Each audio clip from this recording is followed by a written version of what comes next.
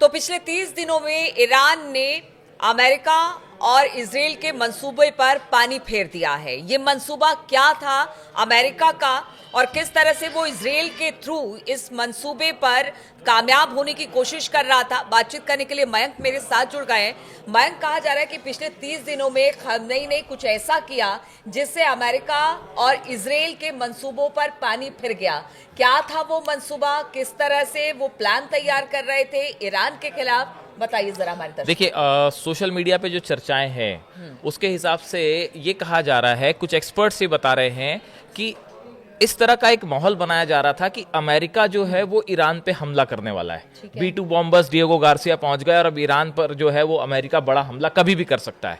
लेकिन ये कहा जा रहा है कि अंदर खाने का जो प्लान था वो प्लान ये था कि ये हमला अमेरिका की तरफ से नहीं होना है, ये हमला इजराइल की तरफ से होना था और इसकी डेट भी तय हो गई थी। और ये कहा जा रहा है कि ये इस तरह से अमेरिका और इजराइल का ये प्लान था कि ये दिखाने की कोशिश की जाए कि हमला जो है वो B2 बॉम्बर्स से होगा या अमेरिका के फाइटर्स प्लेन्स हमला करेंगे। लेकिन प्लान ये था कि नेतन्याहू की तरफ से मिसाइल अटैक होना है और फाइटर प्लेन से अटैक होना है ईरान के ऊपर, और हो सकता है न्यूक्लियर इंस्टॉलेशंस भी निशाने पर हों। लेकिन खामेनेई ने यह साबित कर दिया है पिछले 30 दिनों में कि अब मिडिल ईस्ट का शहंशाह ईरान ही है। मिडिल ईस्ट की पॉलिसीज ईरान को अलग थलग करके नहीं चलाई जा सकती। देखिए, खामेनेई ने 3 लेवल पे काम किया पिछले 30 दिनों के अंदर। ये जो रमजान का पीरियड था पूरा, इस दौरान ईरान ने, खामेनेई ने अपनी पूरी ताकत लगा दी अमेरिका और इजराइल के इस प्लान को खत्म करने के लिए। देखिए, पहले स्तर पे डिप्लोमेटिकली जो है वो उन्होंने पूरी कोशिश कर ली खामेनी ने कि कैसे इजराइल या अमेरिका के हमले को रोका जाए। उन्होंने रूस से संपर्क किया, उन्होंने चीन से संपर्क किया, कहा तो ये भी जा रहा है कि नॉर्थ कोरिया से भी संपर्क हुआ। तो एक तो ये मोबिलाइजेशन इतना बड़ा हुआ कि अमेरिका और इजराइल दोनों को ये बात समझ में आ गई कि अगर हम हमला करते हैं या आनन फानन में कोई हमला करते हैं तो रूस फौरन ईरान की मदद के लिए खड़ा हो जाएगा और एक बड़ा खामियाजा उतरना पड़ेगा। दूसरी बात नंबर 2 कि अचानक इजराइल कोई हमला ना कर दे, इसके लिए खामेनेई ने बहुत बड़े पैमाने पर जितनी अपनी मिसाइल्स हैं, जितने फाइटर प्लेन्स हैं, जितने नेवल शिप्स हैं, सबको इस बात के लिए तैयार रखा था कि इजराइल की तरफ से हमला नहीं होना चाहिए। दिखाने की कोशिश ये थी कि अमेरिका हमला करेगा, लेकिन माना यह जा रहा है, ऐसा कुछ एक्सपर्ट्स बता रहे हैं कि प्लान ये था कि हमला इजराइल की तरफ से होना है। लेकिन इस बात को खामेनेई समझ चुके थे, ईरान अच्छी तरह से समझ चुका था कि हमला जो है वो अमेरिका की तरफ से नहीं, पहले इजराइल की तरफ से होना है।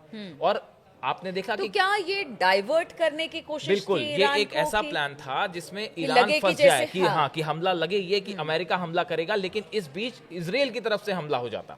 लेकिन खामेनेई इस बात को समझ चुके थे कि जिस तरह से मोबिलाइजेशन अमेरिका की वॉरशिप्स का था या फाइटर प्लेन्स का था, वो उस मुकाबले का नहीं था कि ईरान पे फौरन अटैक किया जाए। वो अब होना शुरू हुआ है। सेकेंड एयरक्राफ्ट कैरियर अब पहुंचा है, पहले सिर्फ हैरी ट्रूमैन था। तो ऐसी स्थिति में खामेनेई ने इस बात का स्पेकुलेशन, वहां की आर्मी ने और खामेनेई ने इसको भांप लिया पहले से कि इजराइल को कैसे काउंटर करना है। और इसका जवाब देने के लिए देखिए, आपने पूरे अपने वॉरशिप्स जो हैं वो समुद्र में उतार दिए, ओमान की खाड़ी में उतार दिए, आपने अपनी मिसाइल सिटी दिखा दी, मिसाइल्स डिप्लॉय कर दी, रेडी मोड में रख दी। यानी ईरान ने ये बता दिया मयंक कि चाहे वो अमेरिका की तरफ से पहला हमला हो या इजराइल की तरफ से पहला हमला हो, अपनी अब बुद्धिमानी भी वहां पर दिखाई और साथ ही ये भी कि जिस भी मोर्चे से हमला होगा हम उसके लिए तैयार हैं। आयरन पॉलिसी कहा जा रही है ये कि खामेनेई की, कि उन्होंने कहा कि देखिए, अगर आप ये सोचते हैं कि किसी तरह से आप चकमा देके ईरान पे हमला कर लेंगे तो वो संभव नहीं है। और ऐसे में रूस बड़ी मदद के लिए सामने खड़ा हो गया, चाहे वो सैटेलाइट से मदद हो रही हो,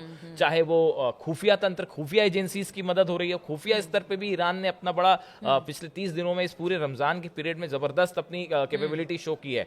और इजराइल की किसी भी हमले को का मुंह तोड़ जवाब देने के लिए खामेनेई ने जो मिसाइल प्रोग्राम, मिसाइल सिटी दिखाई गई, ये ऐसा पूरी दुनिया को ये मैसेज जा रहा था कि ईरान वर्सेस जो है वो, देखिए, ट्रंप के लिए बहुत मुश्किल है अपनी फोर्सेस ईरान के खिलाफ उतारना। या सीधी फाइट करना, तो शायद ट्रंप ये चाह रहे थे या अमेरिका ये चाह रहा था कि इजराइल के थ्रू ये हमला किया जाए। लेकिन खामेनी इसको भांप चुके थे और पूरी की पूरी मिसाइल्स जो हमने देखी थी, 180 मिसाइल जो पिछली बार इजराइल पे गिरी थी, वो फिर से तैयार खड़ी थी इजराइल पे गिरने के लिए। और अगर ऐसा हो जाता तो नेतन्याहू कतई इसके लिए तैयार नहीं थे। आयरन डोम भी फेल हो जाता और बाकी के जो डिफेंस सिस्टम है वो सबके सब ध्वस्त हो जाते।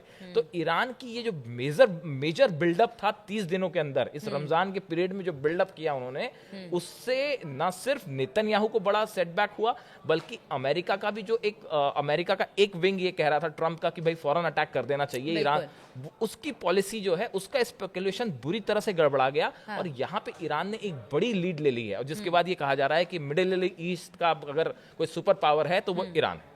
बिल्कुल, तो मिडिल ईस्ट का अगर कोई सुपर पावर है तो वो ईरान है। ईरान ने इसे बता दिया है, जता दिया है अमेरिका और इजराइल को। अमेरिका इजराइल की तमाम स्ट्रेटेजी उसने फेल कर दी है। अब देखना होगा कि जिस बात की बात अमेरिका कर रहा है कि देखिए वार्तालाप करने को वो रेडी हैं, तो ऐसे में ये कहा जा सकता है कि एक तरफ तो अमेरिका और इजराइल लगातार कोशिश कर रहा है कि घेरे ईरान को, लेकिन ईरान ऐसा करने नहीं देना चाहता है। और इस खबर पर लगातार हमारी नजर बनी रहेगी। आप बने रहिए हमारे साथ।